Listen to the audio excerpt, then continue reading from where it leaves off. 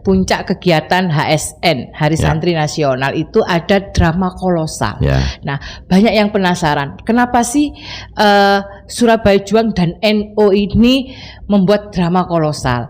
Latar belakangnya opo? Sakjane itu apa sih inti dari cerita drama kolosal itu apa?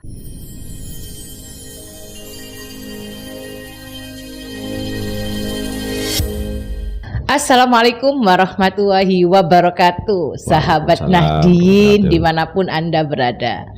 Ya, kita jumpa lagi dengan News NU Surabaya. Kali ini sesuai dengan permintaan para sahabat-sahabat Nahdien, para pemirsa. Ini lanjutan podcast saya yang kemarin. Kalau kemarin saya telah menceritakan sebagai juru bicara hajatan Surabaya, hajatan Nusantara dalam rangka Hari Santri Nasional 2024, karena banyak inbox yang masuk di adminnya News NU Surabaya untuk melanjutkan dan meminta saya untuk menjadi host. Makanya demi rasa cinta pada Anda semuanya, hari ini kita berjumpa lagi, tapi tak kalah seru dengan yang kemarin. Ini lanjutan, saya membawa tamu terspesial banget, yaitu yang akan menceritakan tentang apa aja sih kegiatan di puncak acara tanggal 22 Oktober besok. Nah, sudah bersama saya, beliau ini luar biasa, multi talent, all round pokoknya. Ini adalah asetnya arek-arek Surabaya. Nah, ini saya sudah bersama Cak Heru Lento namanya ya. Cak Heri Lento. Cak Heri Lento. Saya ngetes apakah beliau ini masih peka apa enggak. Ternyata wow, sesuai yang saya sampaikan, multi talent ya. Cak Heri Lento ini luar biasa. Beliau ini Promakarsa dan komandannya Surabaya Juang ya, Cak ya. Komunitas Surabaya Juang. Komunitas Surabaya Juang ya. Beliau ini yang membantu NU Surabaya membuat drama kolosal. Nah, pasti kemarin tuh banyak yang sudah ini Cak Lento. Saya kok lebih sering panggilnya Cak Lento ya, Cak Heri ya. Cak Lento ya. Ini banyak yang admin yang japri atau inbox di adminnya PCNO. Gimana sih, opo sih ceritanya itu seperti apa? Banyak yang penasaran. Cuman menurut saya nggak usah didetailkan, biar sahabat Nahdien nanti akan berombong-rombong, berboyong-boyong untuk memenuhi Tugu Pahlawan. Tapi kita kenalan dulu ya. Siapa sih sosok keren ini, sing gak muda tapi semangatnya masih tetap muda gitu ya, Cak Lento ya. Mau nggak Cak Lento? Silakan ya. Nama saya, panggilannya Heri Lento, nama asli saya Heri Prasetyo. Saya lahir di Malang pada tanggal 13 Mei 1967. Nah, memang saya masuk kota Surabaya itu begitu masuk itu bergetar emosi saya, energi saya itu karena di sudut-sudut kota ini tuh kelihatannya sama saya itu agak satu passion gitu, karena saya sejak mulai SMP SMA itu saya sering bermain di Museum Brawijaya. Jadi kata-kata mutiaranya Jenderal Sudirman yang terpampang di dinding-dinding itu museum, itu menginspirasi. Nah, ternyata masuk Surabaya itu rasanya langsung masuk. Aduh, ini yang dulu saya rasakan. Baca gitu ya. Kemudian ya nilai-nilai itulah kemudian ketika saya lulus menginspirasi karya-karya saya. Jadi saya memang seorang koreografer lulusan IKIP Surabaya dulu, jurusan seni tari. Terus kemudian ya hingga sampai sekarang saya sering membuat sebuah pertunjukan yang berlatar belakang sejarah. Drama-drama memang spesialisnya di sejarah ya. Sejarah gitu ya. Di sejarah ya. Jadi sudah sesuai dengan ini ya, Surabaya sebagai kota heritage ya. Ternyata Cak Heri ini arek ngalam ya. Arek ngalam. Kalau orang Malang kan bilangnya arek ngalam ya, arek ngalam. Arema. Tapi hari ini Arema dan bonek itu bersahabat loh, Cak. Iya, jadi saya tuh ada loh sebuah cerita tentang saya membuat sebuah karya gitu. Arema sama Persebaya itu saya coba rekonsiliasi lewat sebuah nilai. Sebetulnya kan ini ngomong sejarah lagi bahwa di bumi Singosari Malang itu pertama kali cetusan azas kekeluargaan itu dicetuskan oleh Ken Arok Ken Dedes. Tetapi ketika asas kekeluargaan Merah Putih dibangun di kerajaan hingga masa kerajaan Mojopahit, tapi yang menjaga Merah Putih berkibar itu justru arek Surabaya. Nah, jadi sampai meletusnya Surabaya perang 10 November. Sehingga sebetulnya secara gen, secara filosofi, secara ideologi itu Arema sama Persibaya itu sama-sama cucu pendiri bangsa, penegak Merah Putih itu harus tetap satu berkibar. Trah ya, satu gitu. trah Satu gitu ya. trah. Satu nenek moyang ya. Makanya mengapa saya harus konsentrasi ke sejarah? Kalau generasi nggak paham sejarah, nanti cuma karena ada problem sedikit gitu jadi bermusuhan. Tapi sebetulnya ngomong konteks budaya, Malang Surabaya itu dalam wilayah budaya yang sama namanya ya. Wilayah budaya arek. Arek, makanya namanya juga arek ya. Sama arek ya? Malang, arek Surabaya gitu. Gitu ya. Makanya sahabat Nahdien ya, kalau lagi ada Arema main dengan kita duduknya bersebelahan. Bila perlu tukar-tukaran gorengan ya, Cak ya. Iya. Iya, Cak.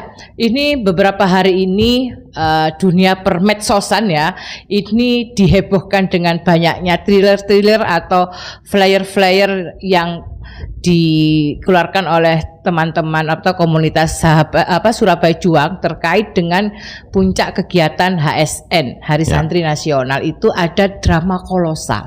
Nah, banyak yang penasaran kenapa sih Surabaya Juang dan NU ini membuat drama kolosal.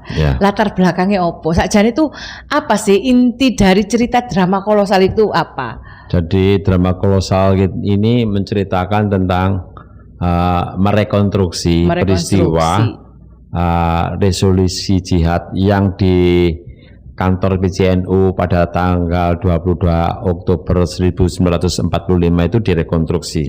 Latar belakangnya kayak apa, terus kemudian juga yang paling mendasar di dalam sejarah atau buku-buku sejarah Indonesia, perannya para santri itu tidak tertuliskan dan tidak terinformasikan. Padahal secara fakta, misalnya ketika Jepang menduduki Indonesia, itu punya sebuah kesepakatan bahwa negara yang akan merdeka itu butuh tentara. Dan hampir 60% tentaranya itu semua anak santri dari pondok pesantren. Pasukan-pasukannya itu ya. Nah, itu kan masyarakat yang sekarang kan nggak ya, dalam mungkin belum buku tahu. Sejarah tidak terlalu banyak diceritakan ya. Di buku-buku sejarah karena nggak pernah diinformasikan. Nah, drama kolosal inilah kemudian cara kami, terus kemudian didukung oleh Nahdlatul Ulama, apalagi oleh pemerintah tanggal 22 Oktober itu dijadikan Hari Santri. Nah, mengapa kok dijadikan Hari Santri? Karena ada latar belakang sejarah namanya peristiwa pertemuan para pengurus Nahdlatul Ulama se-Jawa dan Madura berkumpul di kantor PCNU ini untuk membahas keadaan yang genting saat itu, karena setelah Indonesia merdeka tanggal 17 Agustus 1945 itu nuansanya itu mau mengembalikan lagi Indonesia dijajah kembali. Keresahan itu justru dirasakan oleh para pengurus dan para kiai dan ulama, sehingga akhirnya keputusan atau resolusi itu sebetulnya resolusi itu isinya kan tuntutan agar pemerintah Republik Indonesia itu melakukan sebuah upaya, ada gerakan gitu ya. Gerakan dalam situasi yang mau dijajah kembali ini harus berbuat sesuatu. Kalau perlu melakukan perlawanan dalam bentuk perang jihad itu. Makanya di puncak perang 10 November itu peran para santri itu sangat dominan. Yang sampai sekarang itu orang nggak tahu kalau seolah-olah yang perang itu pasti tentara gitu. Padahal dalam situasi yang genting mau menuju 10 November itu, di kampung-kampung Surabaya itu telah terjadi persiapan latihan perang yang dipimpin atau dilakukan oleh Laskar Hizbullah. Itu semuanya dari Nahdlatul Ulama, para santri dan para ulama. Yang kita tahu Laskar Hizbullah ini adalah para muassis Nahdlatul Ulama yang mati jadi Yai Wahab Hasbullah gitu juga ya. Dan yang paling keren tuh yang sampai sekarang tercatat untuk latihan-latihan perang itu di masjid apa? Hasan Kipo ya. Iya, dan di sana ada. Terus kemudian di dekatnya kantor pos itu ada masjid. Oh, di dekat kantor pos ya? Iya, yang di situ ada masjid Kemayoran, bukan? Kemayoran itu tempat latihan iya. perang menjelang menuju perang itu banyak pemuda-pemuda kampung. Berarti Masjid Kemayoran itu juga heritage juga ya? Iya. Cagar budaya juga ya? Iya, jadi terus kemudian anak-anak kampung yang dilatih itu di kampung Masjid Kiai Yasin di Mlauran itu pedangnya, bambu runcingnya itu diasmai, itu diasmai sama Kiai Yasin kayak gitu. Kita akan rekonstruksi. Itu ya, itu salah satu cerita di sana ya. Ya, jadi bagaimana kita awali sebelum Indonesia merdeka, para kiai khususnya Yasin Asy'ari itu menyiapkan tentara peta. Teman-teman pesantren menjadi tulang punggung dari tentara yang bakalnya menjadi tentaranya negara Republik Indonesia sampai puncaknya mendirikan Laskar Hizbullah itu. Laskar Hizbullah ya. Ya memang banyak sih yang tidak percaya mosok sih bambu runcing itu ono asmaknya gitu ya. Tapi memang secara logika nggak mungkin lah. Kalau bambu itu kosong, isok ngelawan bom-bom itu kan secara logika ya. Cak, untuk pemainnya sendiri Cak, berapa sih artis-aktrisnya yang akan terlibat dalam pertunjukan drama kolosal ini ya? Ini nanti akan melibatkan 250 pemain dari teman-teman muda Surabaya, jadi seniman les bumi lah gitu ya untuk bergabung di sini. Terus kemudian ya itu nanti akan ada campuran sedikit rasa ludruknya. Ya, plus komedi tentu ya harus ada. Tamunya kan sekarang di depan saya. Gitu ya. Berarti saya masih ada kesempatan untuk melamar menjadi salah satu pemeran ya. Sudah disiapkan satu slot nanti di kayak konsep di dapur umum gitu. Iya. Jangan diceritakan Cak, biar sahabat Nahdien penasaran. Sahabat-sahabat Nahdien ternyata itu besok itu drama kolosal itu enggak tegang-tegang banget. Ada selipan-selipan komedi yang tentunya komedinya itu ala-ala Nahdien dan ala-ala arek-arek Surabaya ya. Ini luar biasa ya. Manajemen 250 pemain dalam waktu yang tidak begitu lama persiapannya. Ini kalau enggak benar-benar ada rasa cinta terhadap negeri ini, terhadap Surabaya, enggak mungkin bisa terus sajikan, terus suguhkan begitu keren ya Cak ya, luar biasa ya. Jadi mudah-mudahan saudara-saudara kita yang ada di Surabaya maupun sekitarnya tanggal 22 Oktober nanti pada hari Minggu berbondong-bondong ke luar biasa. Jadi ke Tugu Pahlawan. Ketika Surabaya Juang itu memberikan informasi ke publik bahwa akan ada drama kolosal dalam rangka Hari Santri Nasional yang mengangkat tema resolusi jihad fisabilillah ya Cak ya. Banyak arek-arek muda yang langsung bergabung dengan Surabaya Juang, dan ini luar biasa. Kami bangga di Surabaya ini ada komunitas Surabaya Juang yang tetap melestarikan budaya-budaya, sejarah-sejarah dengan caranya ya Cak ya, dengan caranya. Karena apa ya? Anak-anak Gen Z ya terutama, nggak tahu saya ini masih masuk Gen Z apa enggak ya. Maksudnya anak saya yang Gen Z. Nah, anak-anak muda sekarang ini kan males ya baca-baca. Mereka itu lebih suka itu menyaksikan dengan visual, dengan drama daripada harus baca-baca buku sejarah. Apalagi buku sejarah itu kan wis tebel, kualitas kertasnya yo elek seperti itu. Kadang-kadang kan seperti itu ya, karena menyimpannya di raknya yang terselempit sehingga malas baca. Akhirnya apa? Mereka tidak tahu sejarah. Nah, ketika pesannya Cak Heri itu tadi, ketika kita itu tidak ngerti sejarah, maka masa depan itu tidak terarah gitu ya. Karena tidak ngerti masa depan kita seperti apa, sejarah kita itu apa, sehingga masa depan itu ambiar gitu ya Cak. Betul. Terus Cak, apalagi Cak yang jadi memang salah satu poin kalau warga Surabaya hadir itu memang kita ada konsep dalam rangka mengenalkan sejarah, itu ada konsep melibatkan dalam pengertian bisa jadi pemain yang tadi 250 akhirnya mendapatkan pengetahuan sejarah itu yang hadir, yang penonton pun juga nanti kita akan ajak sedikit gimmick, tapi merasakan bagian jadi keterlibatan pergelaran ini. Satu-satunya yang nanti jadi tindak lanjutnya itu pasti dari yang hadir itu akan cerita di keluarganya. Setidaknya, oh ada peran besar ya para santri, oh ada peran besar para ulama Nahdlatul Ulama terhadap mempertahankan Indonesia ini merdeka, kayak gitu itu. Ya. Cak Yento, jangan semua diungkapkan di sini, gitu. Nanti nggak akan hadir di acara tanggal 22, gitu, Cak Yento. Ya, gitu misteri juga, ya. Biar ada penasaran, gitu loh. Kayak orang yang lagi kasmaran itu, penasaran kan semakin cepat ingin datang ya, Cak Yento ya.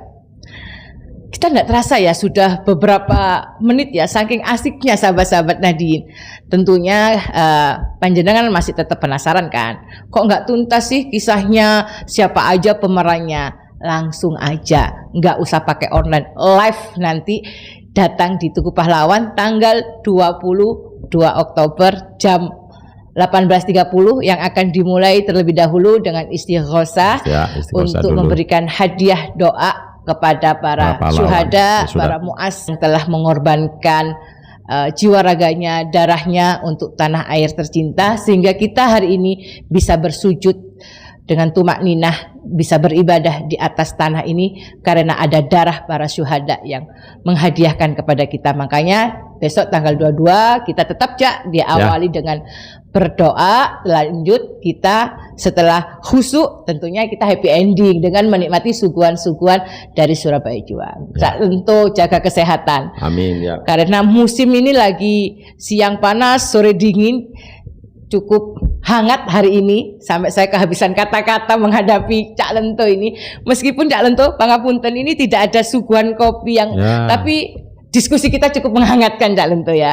Itu sahabat-sahabat Nahdien, sekali lagi ditunggu kehadirannya santri-santri Surabaya, sahabat-sahabat Nahdien Surabaya. Yuk saksikan dan sukseskan kegiatan Hajatan Nusantara dalam rangka peringatan Hari Santri Nasional 2024 bersama keluarga besar PCNU Kota Surabaya. Matur sembah nuwun Cak Lento, jangan lupa bahagia dan jangan lupa selalu menebar cinta. Assalamualaikum warahmatullahi wabarakatuh.